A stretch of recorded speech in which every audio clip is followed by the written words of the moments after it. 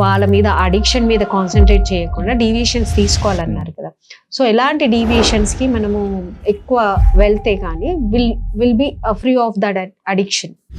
Latest research ఏం చెప్తుందంటే, మన మజిల్స్ ఉంటాయి చూసారా, ఈ మజిల్స్ అనేవి ఓన్లీ మన మూమెంట్ కాదు, మజిల్ ఈజ్ మచ్ మోర్ అంటారనమాట.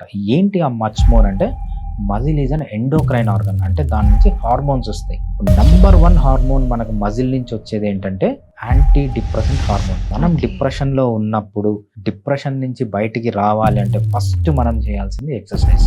డైట్లో చేంజెస్ చేసుకుని ఎక్సర్సైజ్ చేస్తే ఆ మజిలే మనకు యాంటీ డిప్రెసెంట్ లాగా పనికొస్తుంది. ఒక రీసెర్చ్ జరిగింది అనమాట. మనకి ఇంతవరకు ఉన్న యాంటీ డిప్రెసెంట్ మెడిసిన్స్ ఒక గ్రూప్కి ఇచ్చారు, ఇంకో గ్రూప్కి మజిల్ బిల్డ్ చేయించారు. ఈ యాంటీ డిప్రెసెంట్స్ ఎంత బాగా పనిచేస్తాయో అంత బాగా ఎక్సర్సైజ్ పనిచేస్తుంది. ఈ యాంటీ డిప్రెసెంట్స్ సైడ్ ఎఫెక్ట్స్ ఉంటాయి, ఈ మజిల్లో కానీ ఈ ఎక్సర్సైజ్లో కానీ సైడ్ ఎఫెక్ట్స్ ఉంటాయి.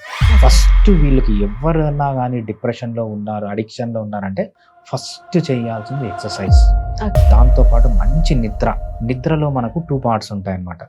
రెమ్ స్లీప్ అంటాం, నాన్ రెమ్ స్లీప్ అంటాం. సో మనకు కళలో వచ్చే స్లీప్ని మనము రెమ్ స్లీప్ అంటాం అనమాట. ఈ రెమ్ స్లీప్లో ఏం జరుగుతుందంటే, మనకి ఏదైతే ఎమోషనల్ ట్రామాస్ ఉన్నాయో అవన్నీ పోతాయి. ఎమోషనల్ ట్రామాస్ అంటే ఏంటి, ఒక హార్ట్ బ్రేక్ అయింది, ఒక బ్రేకప్ అయింది, ఆ టైంలో కొంతమంది కోపం ఉండొచ్చు ఆపోజిట్ పర్సన్ అంటే, ఆ ఆపోజిట్ పర్సన్ వల్ల భయం ఉండొచ్చు, బాధ ఉండొచ్చు. ఏవైతే ఈ ఎమోషనల్ ఇన్స్టెబిలిటీస్ ఉన్నాయో ఇవన్నీ పోవడానికి నిద్ర అనేది చాలా బాగా పనిచేస్తుంది. బాగా మంచి ఫుడ్ తినడం, కార్బోహైడ్రేట్ తగ్గించి, omega-6 ఫ్యాటీ యాసిడ్స్ తగ్గించి, మంచిగా విటమిన్స్, మినరల్స్, ఆకుకూరలు, కాయగూరలు తీసుకోవడం అంత మంచి పని.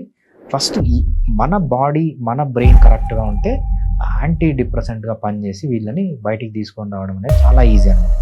ఎవరన్నా హార్ట్ బ్రేక్ అయితే ఫస్ట్ చేయాల్సింది ఏంటంటే, go and join a gym.